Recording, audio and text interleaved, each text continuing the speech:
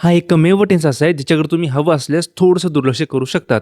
आता मी असं का म्हणतोय हे तुम्हाला पुढे समजेलच. भविष्यामध्ये एखादी क्रिया किती वेळेपासून होत आलेली असेल हे सांगण्यासाठी आपण फ्युचर परफेक्ट कंटिन्युअस टेन्स वापरतो. एक्झाम्पलने समजून घेऊ. पुढच्या महिन्यामध्ये आम्हाला मुंबईत राहून 10 वर्षे होत आलेली असतील. आता ह्या वाक्यामध्ये आपण पुढच्या महिन्याबद्दल म्हणजेच भविष्याबद्दल बोलतोय, हो की नाही? आणि आपण ह्या वाक्यामध्ये काय सांगतोय की पुढच्या महिन्यामध्ये म्हणजेच भविष्यामध्ये मुंबईत राहण्याची क्रिया किती वेळेपासून होत आलेली असेल. याचाच अर्थ हे वाक्य फ्युचर परफेक्ट कंटिन्युअस टेन्स आहे. अजून एक एक्झाम्पल बघू. या दिवाळीमध्ये इथे काम करून मला 5 वर्षे होतील. इथे सुद्धा आपण भविष्यामध्ये इथं काम करण्याची क्रिया किती वेळेपासून होत आलेली असेल हे सांगतोय. म्हणजेच हे वाक्य सुद्धा फ्युचर परफेक्ट कंटिन्युअस टेन्स आहे. आणि ही आहेत काही एक्स्ट्रा एक्झाम्पल्स. आता या टेन्सचं इंग्रजी वाक्य बनवण्यासाठी सुरुवातीला घ्यायचा टाइम पुढच्या महिन्यामध्ये, पुढच्या आठवड्यामध्ये, या दिवाळीमध्ये. तर हा जो फ्युचरचा टाइम आहे ना, हा टाइम वाक्याच्या सुरुवातीला घ्यायचा आणि मग त्यानंतर नेहमीप्रमाणे सब्जेक्ट येईल, कंपल्सरी विल हॅव बीन येईल,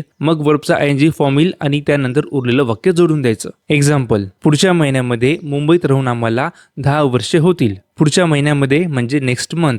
तर बऱ्याच जणांना काय वाटेल का इथे इन नेक्स्ट मंथ असं पाहिजे, पण लक्षात ठेवा नेक्स्ट, लास्ट, दिस, दॅट यांच्या आधी इन, ऑन, ॲट यूज होत नाही. म्हणून इथे फक्त नेक्स्ट मंथ असं येईल किंवा तुम्ही इथे बाय नेक्स्ट मंथ असं सुद्धा म्हणू शकतात. इथे सब्जेक्ट काय आहे? आम्हाला म्हणजे वी. नंतर कंपल्सरी येईल विल हॅव बीन. इथे क्रिया आहे राहण्याची म्हणजे लिव्ह, त्याचा आयएनजी फॉर्म लिव्हिंग. राहण्याची क्रिया कुठे होते? मुंबईमध्ये म्हणजेच इन मुंबई. 10 वर्षांपासून म्हणजे फॉर 10 इयर्स. तर वाक्य बनेल by next month we will have been living in Mumbai for 10 years. या दिवाळीमध्ये इथे काम करून मला 5 वर्षे होतील.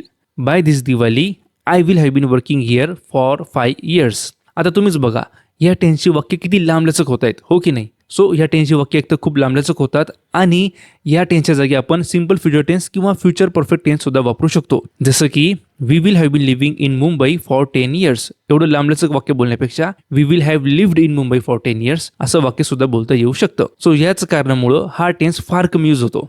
आता बघा या टेन्सचं पॉझिटिव्ह वाक्यच खूप क्वचित प्रसंगी यूज होतं, तर याच्या निगेटिव्हचा तर प्रश्नच येत नाही. पण तरीही जर तुम्हाला याचं निगेटिव्ह करायचं असेलच तर विल नंतर फक्त नॉट लावायचा.